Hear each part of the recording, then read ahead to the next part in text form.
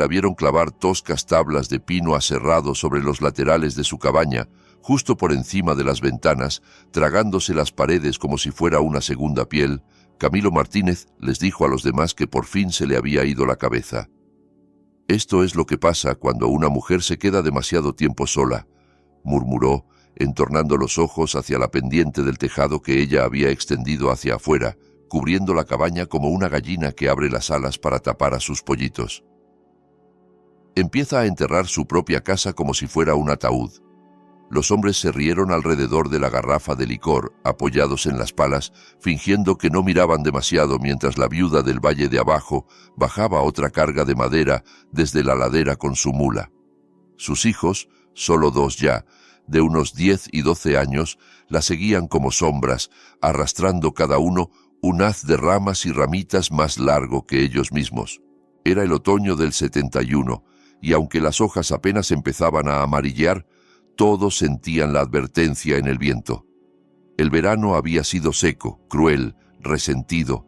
El río bajaba abajo, los animales estaban flacos. Desde el Fuerte Esperanza llegaban noticias de que el clima se estaba volviendo extraño en el este, y eso significaba que tarde o temprano también llegaría hasta allí. Pero nadie imaginaba lo que se avecinaba, mucho menos la viuda. Se llamaba Rebeca Herrera, 32 años, el rostro como lino envejecido, liso, pero tensado por años de silencio. Su marido, Ernesto, había muerto 2 inviernos antes, atravesado en el vientre por una rama que cayó mientras partía leña en medio de una tormenta de nieve. Se desangró, intentando arrastrarse hasta la cabaña, con las huellas medio borradas cuando Rebeca lo encontró. Lo enterró bajo el roble que crecía justo detrás de la casa y siguió adelante como si nada hubiera cambiado, quizá porque para una mujer como ella realmente nada cambiaba. Estaba hecha de otra pasta, sangre extranjera, o tal vez simplemente de metal frío. No tenía familia cerca, ningún hombre que le ayudara a criar a los chicos y ni un centavo para pagar jornaleros. Lo que tenía era una mula, 2 hijos, un tubo de estufa que echaba humo como un reloj y, al parecer, un plan para convertir su cabaña en una caja dentro de otra caja. «¿Qué estará haciendo?», preguntó alguien al tercer día. Camilo solo escupió al suelo y dijo: «Encerrarse a morir, supongo». Pero Rebeca no se estaba tapiando para quedarse encerrada. No exactamente. Desde lejos, lo que construía parecía un simple cobertizo pegado a la cabaña. Sin embargo, con las semanas se fue extendiendo alrededor de cada pared. Un cuarto exterior de techo bajo, que no era exactamente un porche ni exactamente un granero, sino un pasillo largo y estrecho de tablas que encerraba la casa de troncos original. Rodeaba los 4 lados y solo se detenía donde la chimenea de piedra se levantaba en la pared del fondo. Nadie en el pueblo había visto algo parecido y a nadie se le ocurrió ofrecerle ayuda. Todos estaban demasiado ocupados con sus propios preparativos de invierno, apilando heno, remendando techos, cavando sótanos. Todos sabían que ese invierno podía ser duro y nadie tenía el lujo de preocuparse por la mujer que creía que su cabaña necesitaba un abrigo. Pero hacia la tercera semana, la gente volvió a hablar de ella, en voz baja y con bastante menos risa, porque Rebeca no solo estaba construyendo una carcasa, la estaba llenando. Los niños ya no traían solo madera. Apilaban piedras, traían musgo seco, arrastraban sacos de arpillera rellenos de paja. Rebeca misma cortaba ramas de cedro en haces y las colgaba de ganchos en las vigas. Sellaba cada rendija con barro y brea, y luego clavaba otra capa de tablas encima. El olor a pino, resina, humo y sudor salía de aquel cuarto extraño como un incienso que ardiera despacio. Y, en medio de todo, estaba la cosa que hizo que Camilo por primera vez dejara de burlarse. Rebeca forró todo el lado norte de ese cobertizo abrigo con leña. No solo una pila, una pared entera. Roble, abedul, algo de álamo, cortado con precisión, la corteza hendida, seco como hueso. Tenía que haberlo reunido desde el final del verano. Era suficiente leña para que sobrevivieran 3 familias enteras, quizá el doble, pero nadie le dijo nada a la cara. Los más viejos asentaban la cabeza con cortesía si se cruzaban con ella en la tienda de intercambio. Los jóvenes apartaban la mirada. Solo Sofía Jarkin, la curtidora que llevaba la tenería junto al arroyo Piedra, tuvo el valor de preguntarle directamente. «¿Esperas visita este invierno?», dijo, mientras Rebeca levantaba un saco de harina y lo cargaba en su carreta. Rebeca parpadeó una sola vez, despacio. «No, señora». «Entonces te estás fortificando para un asedio, supongo». Rebeca miró de reojo hacia sus hijos. Ellos observaban a dos cuervos peleándose por un trozo de grasa junto al pozo. «No». «Entonces, ¿qué demonios estás construyendo?». Rebeca vaciló. Luego respondió: «Un lugar donde el frío no pueda entrar». Sofía resopló. «No se puede detener el frío, muchacha. Solo se aguanta hasta que pasa». Los ojos de Rebeca no se movieron. «Sí se puede, si lo mantienes afuera». Para diciembre, el valle ya era un manto blanco. La primera tormenta llegó temprano. Dejó casi 1 metro de nieve en una sola noche y partió por la mitad una docena de tejados. La familia Martínez perdió la mitad del rebaño de ovejas por congelación. El bebé de los Duarte casi se muere de frío cuando se agrietó la chimenea y el humo se les metió en las vigas. En el pequeño hueco al fondo del valle, en cambio, la cabaña de Rebeca humeaba con la misma regularidad de siempre. Ni una sola vez fue al pueblo a buscar más leña. Para Año Nuevo, todos los demás se habían quedado sin sus reservas. Los troncos húmedos chisporroteaban en las estufas de hierro y los hombres maldecían el moho que hacía que ardieran lento y mal. Pero el fuego de Rebeca no titubeó. Su cobertizo, por raro y estrecho que fuera, mantenía la leña seca, incluso templada. El viento no la alcanzaba, la nieve no la tocaba. Cada tronco que quemaba dentro de la casa había pasado semanas protegido en aquella caja de tablas. Su cabaña se mantenía tan caliente que alguien la vio una vez, en pleno febrero, extendiendo ropa mojada en un cordel detrás de la casa. Y por primera vez que se recordara, sus hijos no enfermaron de esa tos áspera que cada invierno les destrozaba el pecho. En marzo, las risas cesaron del todo. Ahora solo quedaban preguntas. Y, para abril, vinieron las imitaciones. Media docena de casas del valle empezaron a añadir cobertizos de tormenta. Los hombres alargaron habitaciones traseras, levantaron tejadillos apoyados en postes, incluso intentaron enterrar la leña en fosas. Pero no era lo mismo. Sus troncos ya se habían empapado. Sus techos seguían goteando. No entendían. Rebeca no solo había almacenado leña, había levantado una pared con ella, se había aislado con esa madera, la había convertido a la vez en escudo y combustible. Era una defensa contra el enemigo al que todos se olvidaban de temer hasta que era demasiado tarde: la humedad. Y no solo se mantenía seca la leña, ella también. Incluso cuando el último deshielo bajó desde la cresta y empapó la mitad del valle, la cabaña de Rebeca se mantuvo cálida, seca como un libro de himnos viejo. La nieve se había amontonado aquel invierno pesada como una maldición, pero la extraña manga de madera que había construido alrededor de su casa aguantó, desvió el peso, mantuvo a raya el viento, secó su leña, secó sus botas, mantuvo a sus hijos calientes y sanos por primera vez en 2 años. Nadie se acercó a darle las gracias, pero la miraban con otros ojos. Para la primera semana de mayo, Rebeca ya salía temprano con el hacha, cortando los arbolitos que crecían junto al borde todavía helado del arroyo, troncos que los demás habrían esperado hasta finales de verano para talar. Sus hijos, Lucas y Elías, se movían detrás de ella como 2 fantasmas entrenados. Lucas, el mayor, ya cargaba una pequeña hacha y llevaba la vieja bufanda de su padre como si significara algo.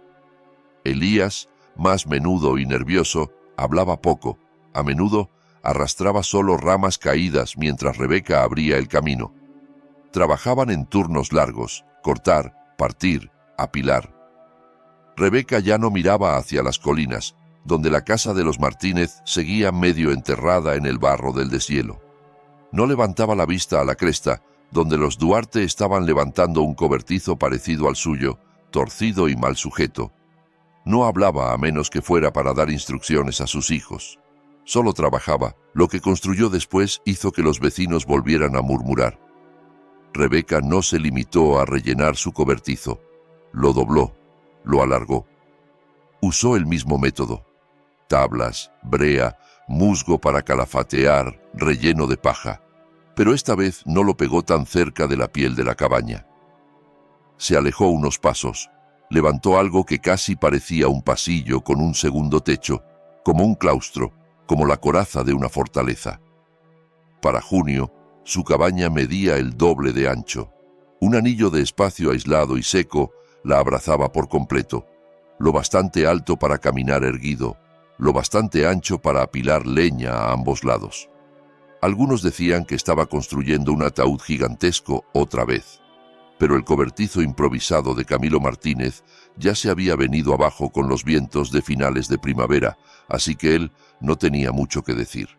El pastor Álvarez se presentó una mañana con un tarro de mermelada de grosella como regalo y excusa. Dijo que venía a revisar la salud moral de las familias más aisladas del valle. Rebeca no abrió la puerta. Lo hizo Lucas. «Está trabajando», dijo el chico. «Bueno», balbuceó el pastor, «quizás solo un momento». Lucas no se movió.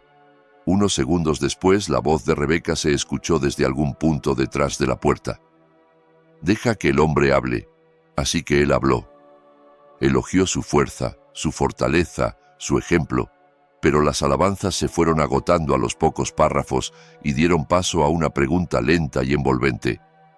¿No cree que ya es hora quizá de buscar más compañerismo? Hubo un silencio. Rebeca salió por un lateral del cobertizo, con los guantes manchados de resina negra, las mangas empapadas, el pelo húmedo de sudor. «Tengo compañerismo», dijo. «¿Dónde, Rebeca?» Ella miró a sus hijos y luego a la pared de leña que crecía a sus espaldas. «Aquí mismo». El pastor carraspeó. «El buen libro dice...» «Ya sé lo que dice», lo interrumpió ella. «También dice, la mujer sabia edifica su casa». Él abrió la boca otra vez, pero Rebeca se dio media vuelta y regresó a su trabajo, llamando por encima del hombro. «Si quiere ayudar, coja un tronco y apílelo. Si no, no me quite la luz». El tarro de mermelada se quedó sobre el porche. Ella nunca lo abrió. A finales de julio, la cabaña de los Herrera parecía menos un hogar y más un baluarte. Los vecinos que bajaban al mercantil pasaban a caballo junto a su pequeño valle y aminoraban el paso instintivamente al verla. Algunos susurraban que se estaba preparando para la guerra. Otros decían que se había vuelto loca del todo. Pero los más callados, los colonos más viejos, aquellos que recordaban la gran helada del 57, la inundación del 63 y el vendaval que arrancó de cuajo el techo de la escuelita, solo asentían y murmuraban: «Ella sabe lo que viene, eso se siente en los huesos», y no se equivocaban. Ese verano se volvió raro. El sol pegó demasiado tiempo, venían nubes que no soltaban una sola gota. El río bajó más bajo que nadie lo había visto desde que los primeros colonos cruzaron aquella curva en el 49. Las cosechas se tornaron pálidas, luego doradas, luego marrones y al final quebradizas. Las gallinas ponían menos huevos. Las vacas adelgazaban. Pozos que habían dado agua clara toda la primavera empezaron a escupir arena y agua manchada de hierro hacia agosto. La gente comenzó a susurrar la vieja palabra sequía. Intentaban no decirla en voz alta, porque en el oeste sequía no significaba solo calor, significaba enfermedad, significaba podredumbre, significaba pasto seco que se convertía en fuego con el primer rayo de tormenta. También significaba animales que desaparecían, cosechas que se convertían en polvo y vientos que podían arrancarte el techo de un tirón y dejarte tosiendo polvo durante meses. Y significaba otra cosa más, la peor clase de invierno. Cuando el agua anda torcida, la tierra no se congela bien. La nieve llega mojada, luego seca, luego mojada otra vez. El hielo se vuelve quebradizo y afilado, y nada arde limpio. Cuando tu madera se ha empapado y secado, y vuelto a empapar y a secar, la estufa silba como serpiente, la chimenea se tapa. Y si no te has preparado, de verdad preparado, estás muerto antes de febrero. Pero Rebeca sí se había preparado, y esta vez no tenía solo leña, tenía astillas clasificadas por tamaño, completamente secas, apiladas en cajones, barriles, cajas y hasta en sacos de pienso viejos. Tenía aislamiento, capa tras capa de arpillera, lana de oveja, paja y ramas de pino clavadas por dentro de las paredes del cobertizo a modo de colcha. Había hecho trampillas en el suelo del porche, pequeñas repisas en la línea del techo, huecos detrás de los ladrillos de la chimenea para esconder iniciadores de fuego. Había convertido su cabaña en una estufa viva, de vientre seco, cálida como un aliento, a prueba de frío. Y sus vecinos la observaban en silencio ahora. Ya no se reían, pero nadie pedía ayuda. No hasta que llegó el viento. Llegó a finales de septiembre, de golpe y con violencia, como una carreta desbocada chocando contra las colinas. No era una tormenta todavía, solo un soplido del norte que dejó 3 tejados torcidos, derribó una chimenea en el pueblo y mandó a medio valle a atar sus pilas de leña con cuerdas y lonas a toda prisa. Pero la leña de Rebeca no se movió, ni siquiera cuando, una semana más tarde, llegó el segundo viento, más fuerte y más frío, silbando desde la cresta como el grito de algo viejo y hambriento. Entonces Camilo Martínez se presentó, sin orgullo, sin sonrisa, pero en silencio. Se quedó de pie al otro lado de la cerca y esperó. Rebeca salió, secándose las manos en un trapo. Él miró la pared de leña, las filas dobles de troncos partidos, aún con corteza, alineados con ramas de cedro, todos secos y sellados detrás de una segunda pared de tablas. «Tengo la madera toda mojada», dijo al fin. Rebeca asintió. «¿Puedo cambiarla por otra cosa?» Ella no dijo que sí ni que no, solo lo miró. «Te reíste de mí», dijo sin rabia como quien enuncia un hecho. «Me equivoqué. Aún así, ella calló. Cortaré para ti. Traeré a mi hijo. Limpiamos todo ese terreno de atrás, donde los pinos están volviendo a crecer». Ella lo observó un momento más y al final asintió una vez. «Ponla a secar junto al arroyo», dijo. «No cerca de la cabaña, no esta vez». Y así, el primer hombre del valle empezó a trabajar para ella. Después vinieron otros. Los Duarte enviaron a una de sus hijas con una canasta de carne ahumada y una petición de planos para levantar un cobertizo como el suyo. El pastor volvió, esta vez con las mangas remangadas y un martillo en la mano. Para noviembre, la mitad del valle tenía cobertizos de imitación brotando como extraños tumores en los laterales de sus casas. Ninguno tan ajustado, ninguno tan bien aislado en capas, pero lo intentaban. Y Rebeca, mientras tanto, terminó su anillo. Trazó un último sendero de piedras desde la pared trasera de la cabaña hasta el sótano de raíces enterrado, y también lo encerró. Un túnel, cálido, sin viento. El frío no podía tocarlo. Entonces dejó de construir, dejó que los demás miraran, y esperó, porque sabía que lo peor aún no había llegado. Llegó sin aviso, como un juicio divino. La mañana del 4 de diciembre amaneció calmada. Una escarcha fina cubría los cristales de todas las cabañas. En el valle se había instalado un silencio tan denso que hasta los pájaros parecían contener el aliento. El cielo era una placa gris, plana e inmóvil, sin cortes ni movimiento, y el viento había desaparecido, como si también esperara. Rebeca se quedó junto a la entrada trasera del cobertizo, levantando el brazo para probar la quietud. Notaba el peso en el aire. No era lluvia ni nieve todavía, solo presión. La mula estaba inquieta, los niños callados. Elías no dejaba de mirar hacia la cresta, como si esperara ver algo asomarse por encima. Esa noche empezó. Una nieve silenciosa cayó a plomo, en láminas, constante y aterradora por lo indiferente. No había copos juguetones ni ráfagas de viento, solo una cortina sólida de blanco. Cubrió el valle como ceniza. En 6 horas, las cercas estaban enterradas. En 12, las puertas bloqueadas. Al amanecer, el asentamiento casi había desaparecido bajo la nieve.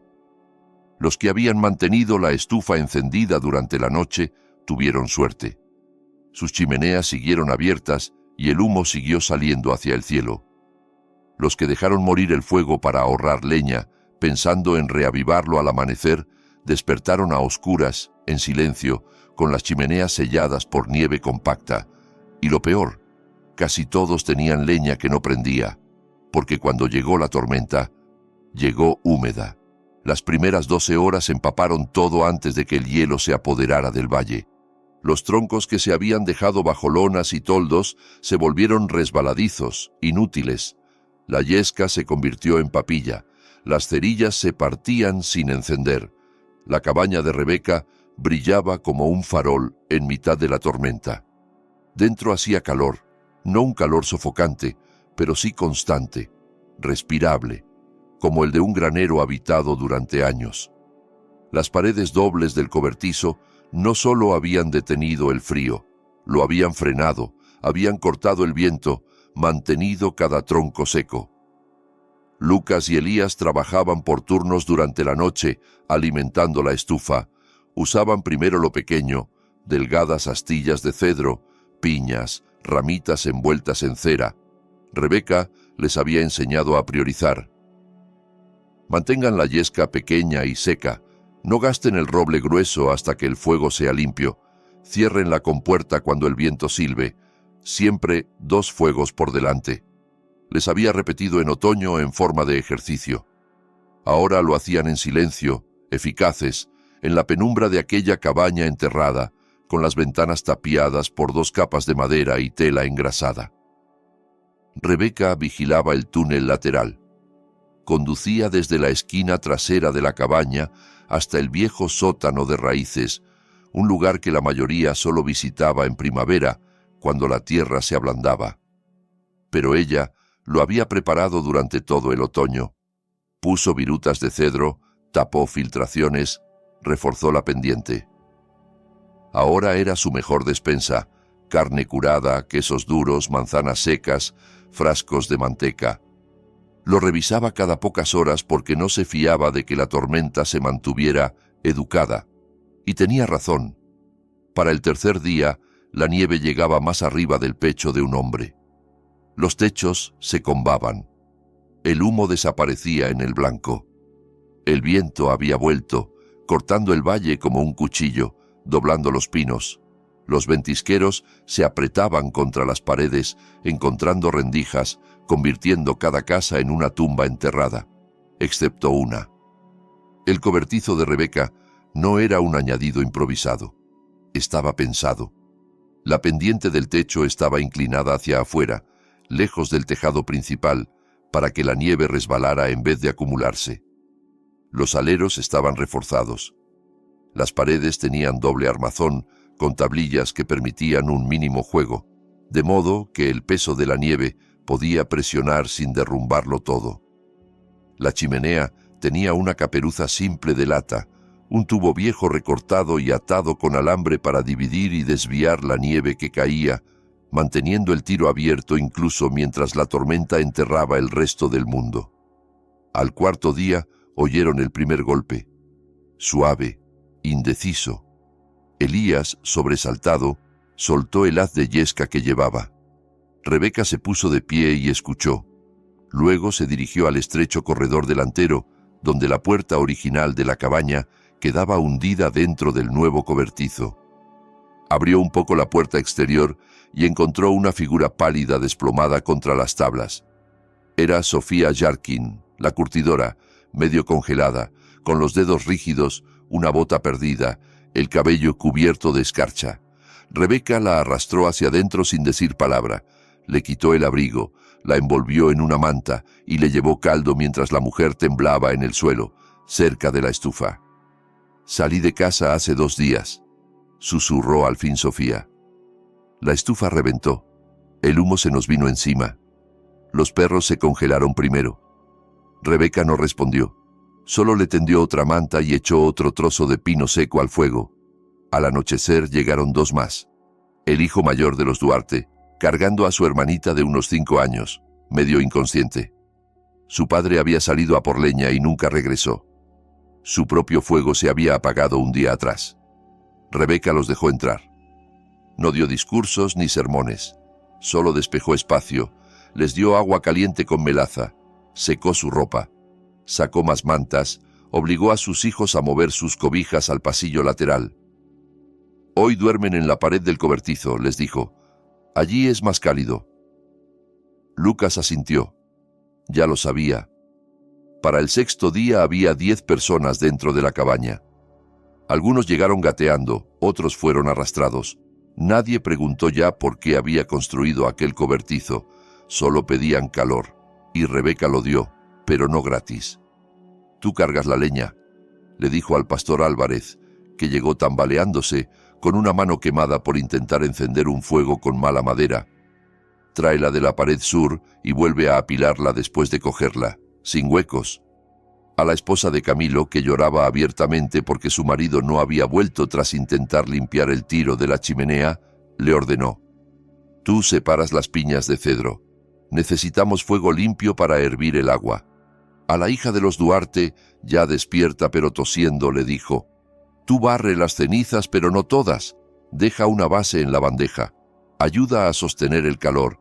Todos tenían una tarea, nadie se quejó, porque nadie más tenía fuego, y porque Rebeca no lloraba, no suplicaba, no prometía nada. Solo actuaba, y al verla actuar, los demás la seguían. Para el 8º día la nieve empezó a cambiar, no a derretirse, sino a moverse. Los montones se deslizaron, las cornisas cedieron. Un cobertizo junto al río apareció aplanado. El sótano de los Martínez se había hundido. Alguien dijo que se veía la punta de un tubo de estufa asomando como lápida en un ventisquero, pero nadie sabía de qué casa era. Dentro de la cabaña el aire seguía seco y cálido. La comida iba justa, pero Rebeca había puesto a remojo frijoles secos, manteca, avena machacada. Racionaba con precisión, sirviendo con cucharón, no con tazón. Nadie protestaba. Una noche, mientras removía una olla de nieve derretida con trozos de carne seca, Sofía preguntó en voz baja: «¿Cómo supiste?» «No lo hice», respondió Rebeca sin levantar la vista. «Entonces, ¿por qué?» Rebeca se detuvo un instante. «Porque al frío no le importa si crees en él o no, solo llega». Sofía asintió despacio, con los ojos brillando. «Tu marido no murió en vano». Rebeca giró la cuchara otra vez. «Murió con frío. Es lo único que recuerdo». El silencio que siguió no fue solemne, solo verdadero. Para el 10º día, cuando el viento empezó a amainar y un primer rayo de luz se coló por la parte alta de la pared, mostrando un trozo de cielo azul tras las nubes, Rebeca abrió la puerta principal por primera vez desde que comenzó la tormenta. La nieve se había endurecido como piedra. Cavó un túnel con su pala, cuyo mango había envuelto en lana, y salió hacia el frente, hacia la claridad que se filtraba por la estrecha rendija entre el techo del cobertizo y la masa de nieve encima. La capa estaba compactada en estratos, aplastada por su propio peso, pero se había formado una costra en la superficie. Trabajaron por turnos. Lucas se alternaba con Elías. Rebeca descansaba entre paladas. Nadie más se ofreció. Sabían que no era que ella rechazara la ayuda, sino que se movía con un propósito que nadie quería interrumpir. Al mediodía rompieron al fin la costra. Un haz de sol se clavó en el corredor como una hoja. Cuando tocó el rostro de Rebeca, sus labios se entreabrieron, no por sorpresa, sino como quien reconoce algo que llevaba tiempo esperando. Ensanchó el agujero, abrió un canal hacia afuera, por encima del anillo exterior de su cobertizo. Luego, lentamente, subió y emergió a la superficie de nieve endurecida, que casi le llegaba a la mitad de las contraventanas. El aire era cortante, quemaba en los pulmones, pero estaba limpio y era silencioso. tan silencioso que se escuchaba a lo lejos el chasquido de algo que cedía en la cresta, quizá un árbol desplomándose bajo su propio peso. Rebeca giró sobre sí misma, escudriñando el valle. Lo que vio le cortó la respiración, no de miedo, sino de confirmación. Ya no había cercas, ni carros. El techo de los Duarte se había hundido hacia adentro. Solo quedaba un rectángulo hundido en la nieve. La casa de los Martínez había desaparecido, enterrada por completo. Solo unas pocas columnas de humo subían a lo lejos desde las cabañas que habían logrado mantener encendidos sus fogones o que luchaban por reanimarlos. La de ella rugía. Detrás de Rebeca se oían voces, niños susurrando, el pastor tosiendo, alguien moviéndose entre mantas. Estaban vivos, todos. Y aún quedaba leña. Se agachó y destapó el respiradero que había dejado bajo los aleros del cobertizo, llamando hacia el túnel. «Despejen la pila del sur, hoy quemamos pino, el cedro será después». La voz de Lucas llegó desde abajo. «Entendido». Rebeca fue hacia el lado oeste, abrió un hueco cerca de la base y dejó al descubierto la capa exterior de la pared de leña. Estaba seca. Sacó un tronco y aspiró el olor fresco, punzante, del corazón de cedro. Sus manos, rojas por el frío, no temblaron. El viento había pasado. Ahora venía la inundación. Al tercer día, desde el final de la tormenta, empezó el deshielo. No goteaba, se precipitaba. Los ventisqueros se hundían y se corrían. Las cornisas se desmoronaban desde las crestas. El agua se acumulaba donde los techos cedían. El barro se extendía como tinta sobre los caminos compactados. Los sótanos de raíces, olvidados bajo la nieve, se empezaron a ahogar. En la cabaña de Rebeca, el agua no entró. Ella cavó zanjas poco profundas alrededor del perímetro del cobertizo y después canales más hondos hacia la parte trasera, orientados al viejo pilón de piedra que en otros tiempos había servido de abrevadero para los ciervos. El agua siguió esos cauces. Ella la observaba con sus hijos, la veía pasar de hielo a hilo, de hilo a arroyo. El hijo de Camilo, Iván, llegó el quinto día. Se plantó al borde de una zanja, empapado hasta los muslos, la cara ajada por el viento. «No conseguimos secar nada», dijo. «La estufa se ha apagado otra vez». Rebeca estaba junto a la esquina del cobertizo con los brazos cruzados. «Tu cobertizo se vino abajo». Él asintió. La leña se empapó. Otro gesto. «¿Traes cuchillo?» Él sacó una hachuela del cinturón. Ella señaló el extremo este de la propiedad y dijo: «Allí hay un bosquecillo de abedules. Corta corteza, sécala junto al fuego, prende rápido». «Ya lo sabemos, lo intentamos, pues inténtalo más». Él no se movió. Tras un momento ella añadió: «Toma algunas ramitas de mi pared sur, solo las necesarias para arrancar el fuego. Trae una cuerda, haz un haz». «Está bien». Iván no añadió nada, pero se le llenaron los ojos. «Gracias, señora». «No me des las gracias. Quémalo limpio». Iván echó a correr. A la mañana siguiente llegaron 2 niños más. Luego, una madre con un bebé. Después, Sofía se marchó, decidida a traer a su prima del otro lado de la cresta. Se convirtió en un relevo constante. La cabaña de Rebeca, su extraña casa envuelta y a prueba de frío, se convirtió en un punto de calor en un valle azul y quebradizo. Ella racionaba con cuidado, medía cada tronco, cada astilla. 4 trozos por carga de estufa, le dijo a Lucas. Ni uno más. Déjala que baje. Raspa la ceniza, que el fuego respire. La noticia se corrió, no por su boca, sino por el humo. La gente seguía las columnas de humo, y por los que llegaban primero, Rebeca fue sabiendo la verdad de lo que había pasado más allá de su franja de bosque. 3 cabañas se habían desplomado, 2 se habían incendiado al invertirse el tiro de la chimenea.